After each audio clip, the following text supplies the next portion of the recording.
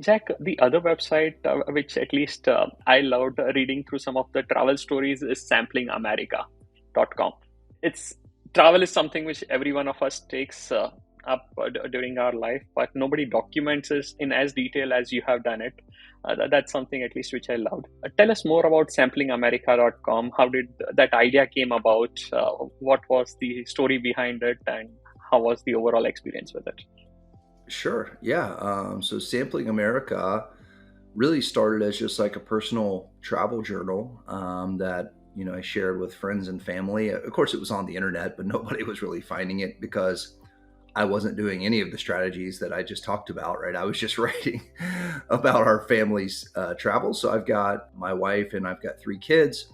And so the last 2 years, we homeschooled them during the height of COVID, and then we also traveled quite a bit during that time, like for an extended period of time. And so when we would go in a different city or whatever, take a trip, yeah, I would write about that, and so just shared fun, travel stories from the road. And I thought for any, if anything, it'll just be fun for us to refer back to and kind of have those memories. So I would try to write about those trips in the moment. And yeah, it's just kind of a creative outlet. And then, but more recently, I don't have a desire to be like as I mentioned earlier, I don't really like being like the face of my projects, and this is no Mhm. different. So, I'm not trying to be like a travel influencer or anything like that with like a big social media following. That just feels like way too much pressure.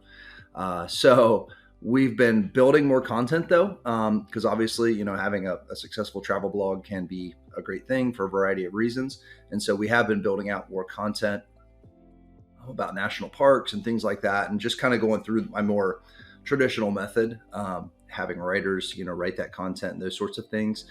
So over the last 6 months or so, trying to build it out into a more proper site, not just a personal travel journal. And did get that site approved to run Mediavine ads just like a month or so ago. So it is, making some money now, just a little bit. But yeah, working on hopefully building that out into something a little bit more interesting that gets more traffic. So yeah, it's nice because it is a site where I don't care too much, just because it's, again, I had it for years where it was making nothing. I had no plans to make it a big part of the business.